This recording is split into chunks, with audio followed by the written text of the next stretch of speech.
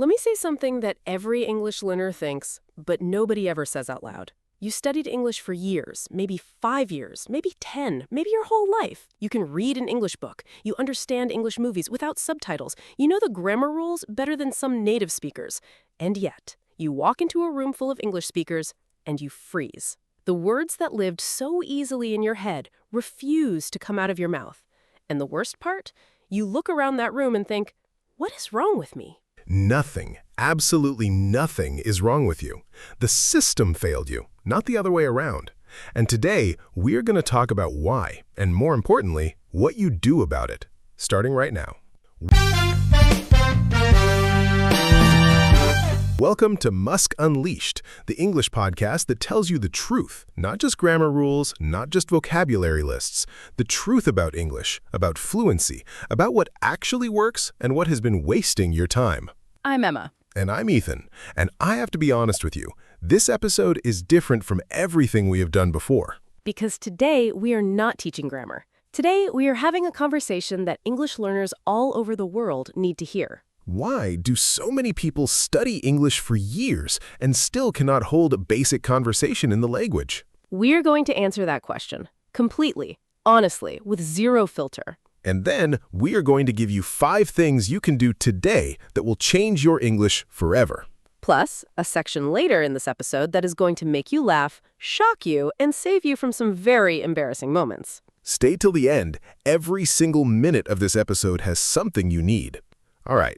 Let's start with the uncomfortable truth. Emma, how many years did you study English before you actually felt confident speaking it?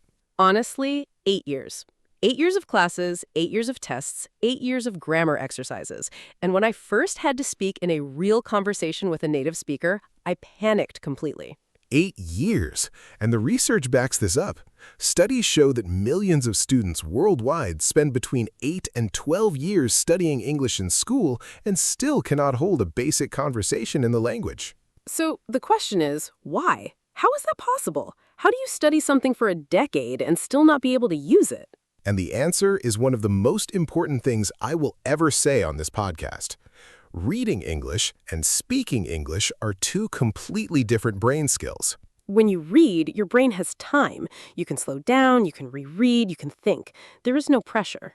But when you speak, there is no time. Someone asks you a question, and your brain has maybe 1 second, maybe 2, to find the word, build the sentence, manage your pronunciation, control your nerves, and actually open your mouth and produce sound. That is not grammar. That is a performance skill. It's closer to playing a sport than reading a book. And here's the problem. School teaches English like it's a subject to be understood, not a skill to be practiced. You study grammar rules, you memorize vocabulary, you pass a test on paper, and then the teacher says, well done, you know English. But knowing about English and being able to speak English, completely different things. Think about it this way. Imagine someone who wants to learn to swim, and instead of putting them in a pool, you give them a textbook about swimming. You teach them the theory of water, the physics of buoyancy, the history of the Olympic backstroke. After 12 years, they know everything about swimming. They've never been in a pool. You throw them in the water, and they sink. Not because they're not smart, but because knowing about something and doing something are completely different. And that's exactly what happens to most English learners. They're brilliant, they're hardworking, they know the rules, but nobody ever put them in the pool. This episode, this is us putting you in the pool. Okay, so if school-style studying isn't enough, what is? What actually works? I want to introduce what I call the gym versus Google method, and this changed everything for me personally. Tell us. So, if I want to get fit, I have 2 options. Option 1, I Google fitness. I read every article, I watch every video, I become an expert in fitness theory. But if you never actually go to the gym... Nothing changes. My body is exactly the same. Option 2, you go to the gym, you show up, you do the work, your body changes. English is the same. Option 1, you study English. Grammar books, vocabulary apps, YouTube videos about English, you become incredibly knowledgeable about the language. But if you never actually speak, nothing changes. Your speaking ability stays exactly the same. Option 2, you go to the gym. You speak English out loud every day, even when it's imperfect, even when you make mistakes, especially when you make mistakes. And here is what most people do not know about speaking practice. You do not need another person to do it, not at first. You can talk to yourself, in the mirror, narrate your morning routine in English, describe what you see around you, tell a story to no one. It feels strange, I know. The first time I did it, I felt completely ridiculous standing in front of my mirror saying, "Good morning, today I am going to make coffee. I will then sit at my desk and—" And? And within 2 weeks, words started coming faster. I stopped translating from my first language in my head. I started thinking in English. Not because of any grammar book, because I was going to the gym every day. The 3 daily gym exercises for English. Number 1. Talk to yourself for 5 minutes every morning. Describe your day, your plans, your feelings, out loud in English. Number 2, shadow a native speaker. Pick a podcast like this one. Play 30 seconds, pause it, repeat exactly what you heard. Same rhythm, same speed, same feeling. This trains your mouth to move like a native speaker. Number 3, say what you see. You're walking down the street. In your head, describe what's happening around you. In English, nonstop, a constant inner English commentary. 5 minutes of any of these every single day will do more for your English than 5 hours of grammar study. Go to the gym, every day, even for 5 minutes. Okay, now this is the section I know everyone has been waiting for, because this is where things get interesting. There are certain words and phrases that English learners use every single day with completely good intentions that accidentally sound rude, strange, or wrong to native speakers. And this is not their fault at all. These are genuine mistakes that come from the way English was taught, but knowing about them will save you some very awkward moments. Word number 1, and this one surprises almost everyone. Of course. Now, you were probably taught that of course means yes, definitely.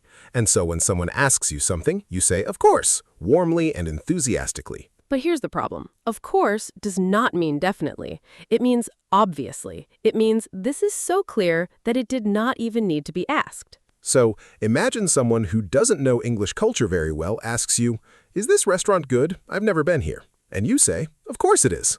To a native speaker, you just said, "Obviously it is. What a stupid question." The person feels embarrassed for asking.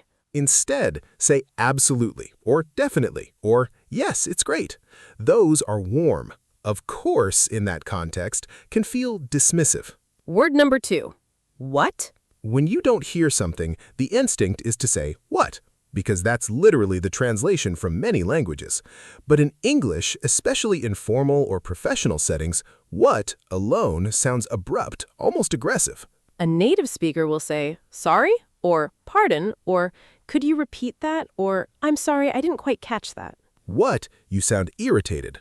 Sorry, you sound polite and attentive. Same question, completely different impression. Word number 3. I will think about it. This is not rude at all, but it has a very specific meaning in English that learners sometimes miss. When a native English speaker says, "I'll think about it," they almost always mean no. It's a soft, polite way to decline without direct confrontation. So if your boss asks you to do something extra and you say, "I'll think about it," they hear, "I'm probably not going to do it." Or if you ask someone out and they say, "I'll think about it," they're not going to think about it. Sorry to be the bearer of bad news. Instead of, "I will think about it," if you genuinely need time, say, "Could I get back to you on that?" or "Let me check and come back to you." Those sound real and professional. Word number 4, and this one is purely about British versus American English, and it can cause genuinely shocking misunderstandings. The word pissed.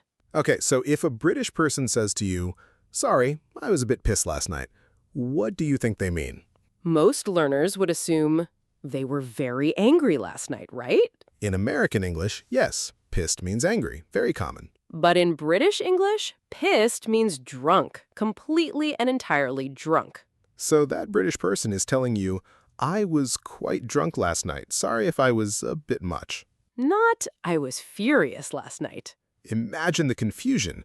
A British colleague says, "Oh, John was absolutely pissed at the office party," and an American learner thinks, "Wow, John must have been really angry. Big conflict at the party." No, John had too much wine.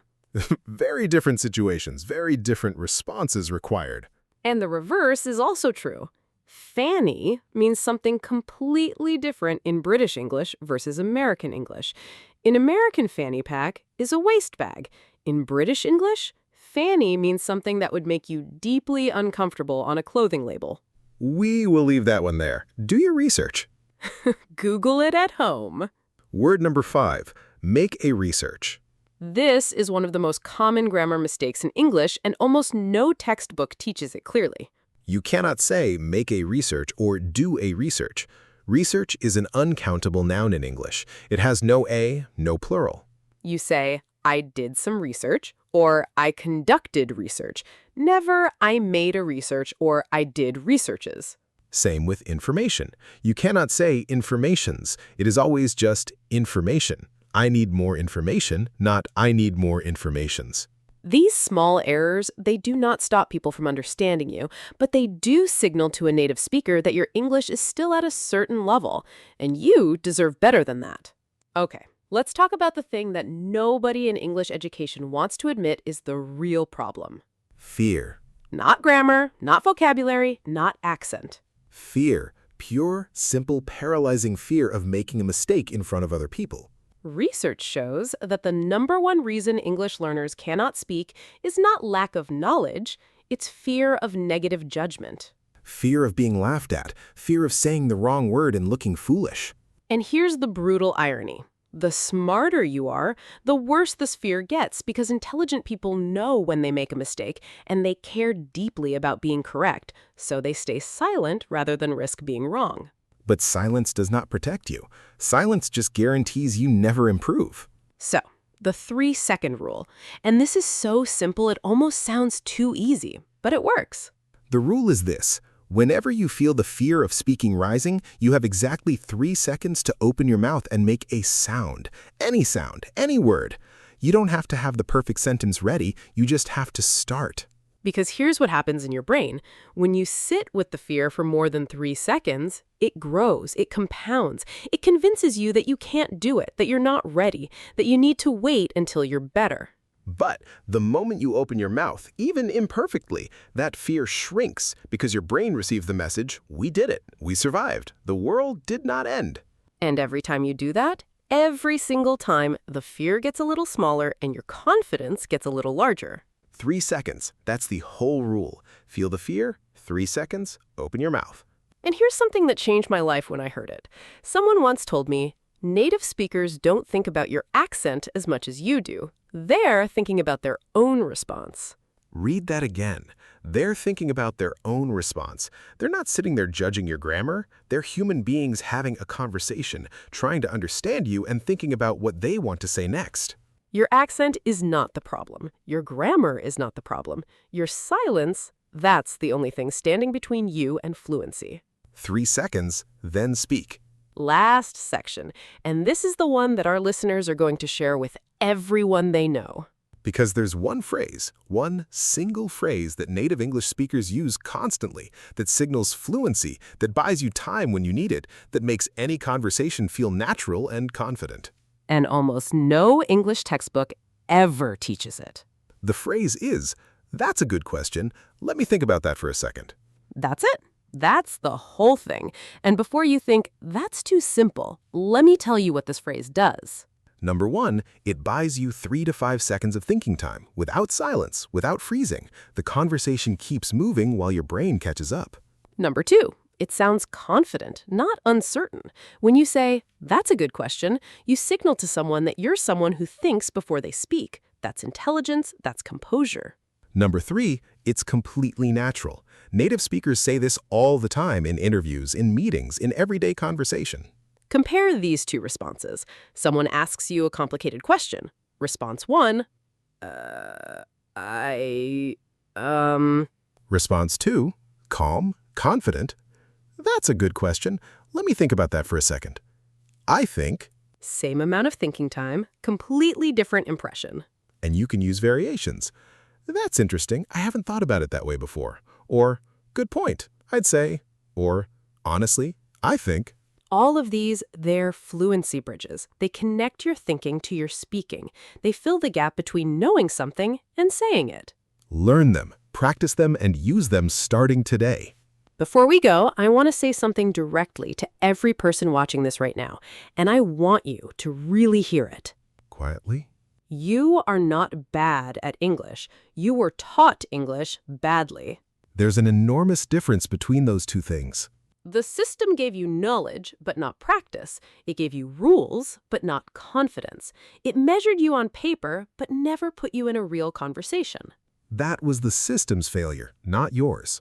And starting today, you're taking your English back. Not by studying more, by speaking more, by going to the gym. 5 minutes every single day. Talk to yourself, shadow a speaker, describe what you see, use your fluency bridges, apply the 3-second rule. And come back here every week because Musk Unleashed will be here. Every episode built to move you forward. Every lesson rooted in real life. Today's challenge? Comment below with this sentence. Finish it honestly. I have been learning English for blank years, and the hardest part is blank. No judgment, no wrong answers, just honesty. Because when you name the thing that's holding you back, you take away its power. We read every single comment, and the most honest one featured at the opening of our very next episode. And one last thing, if this episode said something you felt but never heard out loud, share it. One person, the friend who keeps saying, "My English is not good enough." Send it to them right now, today. Because it might just be the episode that changes everything for them. Subscribe to Musk Unleashed if you haven't already. New episodes every week. Real English, real truth, real you. I'm Ethan. I'm Emma. And this is Musk Unleashed. We'll see you in the next one.